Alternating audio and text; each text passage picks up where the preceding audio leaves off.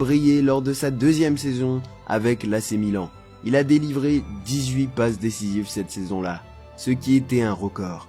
Une fois de plus, les fans espéraient que Ronaldinho reviendrait à son meilleur niveau. Il avait perdu beaucoup de poids et se montrait plus discipliné. Mais il s'est passé quelque chose qui l'a fait replonger. La Coupe du Monde 2010 était sur le point de commencer et Dunga n'a pas appelé Ronaldinho dans l'équipe. Les théories de complot ont commencé à circuler, et la plupart des gens pensaient que Dunga était encore offensé par le geste technique que Ronaldinho lui avait fait il y a quelques années au Brésil. Ronaldinho était très en colère, alors pendant l'été, il a décidé de prouver que tout le monde avait tort, et de s'entraîner plus dur que jamais pour montrer au monde entier que sa carrière n'était pas terminée. Qu'est-ce qu'il a donc fait? Il a fait la fête. Et il a fait la fête tout l'été. Les histoires de soirée ont refait surface dans les médias. Et il a pris encore plus de poids. Les gens se sont même moqués de lui à chaque fois qu'une photo de lui torse nu apparaissait. Ronaldinho a finalement dépassé les bornes et a décidé de quitter l'AC Milan et de rentrer chez lui au Brésil. Il fallait juste savoir dans quel club exactement. Tout le monde pensait qu'il retournerait dans le club de son enfance, Grêmio. Mais si vous devez savoir quelque chose sur Ronaldinho, c'est que c'est toujours son frère, son agent, qui prend les décisions. Et disons simplement que ce n'est pas la personne la plus sentimentale qui soit. En fait, il ne se souciait même pas du fait que Ronaldinho lui-même avait déjà déclaré à la presse que si cela ne tenait qu'à lui, il serait déjà à Grêmio. Même Grêmio réfléchissait déjà à la préparation de la présentation de Ronaldinho. Surtout quand il a rencontré leur président. Mais lorsque Flamengo a fait une offre de plusieurs millions de dollars, il est revenu sur sa décision sans y réfléchir deux fois. La situation était tellement scandaleuse que Pelé lui-même a décrit la saga du transfert comme un transfert dégoûtant. L'accord a été conclu et la moitié de Rio de Janeiro est devenue folle. 20 000 fans se sont précipités vers le centre d'entraînement du club et ont carrément défoncé les grilles pour pouvoir voir Ronaldinho. Il avait l'air terrifié, mais ses fans avaient une bonne raison d'être heureux. Certes, Flamengo était censé être le roi du Brésil, avec plus de championnats que n'importe quel autre club, mais une année plus tôt, il avait terminé à 2 points de la relégation. Cet homme était leur sauveur. Une fois qu'il est arrivé au club, ils l'ont immédiatement nommé capitaine. Tireur de coups francs, de pénalty, de corner, bref, ils lui ont tout donné et lui ont dit « S'il te plaît, sauve-nous ». 9 matchs plus tard, Ronaldinho marquait déjà le but décisif lors de la finale de la Guanabara Cup. Quoi qu'il en soit, il ne faut pas croire que Ronaldinho s'est transformé en gros bosseur du jour au lendemain.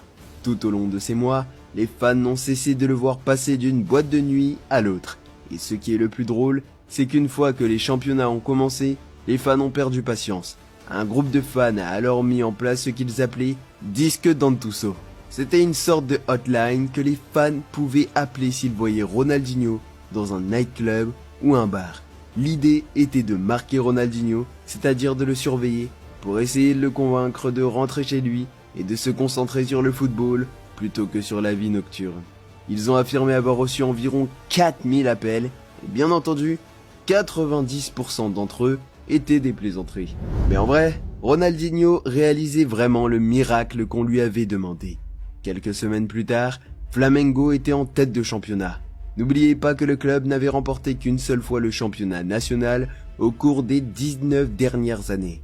Ronaldinho ne s'est pas trop mal débrouillé pendant la première saison. Le club a essayé de le satisfaire autant que possible, en lui donnant 2 jours de repos pour aller en boîte de nuit, quel que soit le programme d'entraînement. Cette clause était d'ailleurs inscrite dans son contrat. Il avait une clause dans son contrat qui l'autorisait à faire la fête pendant la nuit. C'est complètement fou. Et suite à des problèmes entre le club et son frère, Ronaldinho a quitté le club. Dès que Cuca, le manager de l'Atlético Mineiro, a appris le départ de Ronaldinho de Flamengo, il a appelé le président et lui a dit que notre numéro 10 nous attend. 6 jours plus tard, Ronaldinho signait déjà un nouveau contrat. Et, cette fois, personne ne pouvait dire que c'était une question d'argent. Il ne serait payé qu'un quart de ce qu'il recevait à Flamengo. Et une fois de plus, dès que les rumeurs de transfert ont fait leur apparition, tout le monde a perdu la tête. La première fois que Ronaldinho a visité secrètement le centre d'entraînement, des hélicoptères de la presse ont survolé le centre pour tenter de voir la star. Tous les journalistes semblaient penser que le club était fou de l'avoir engagé.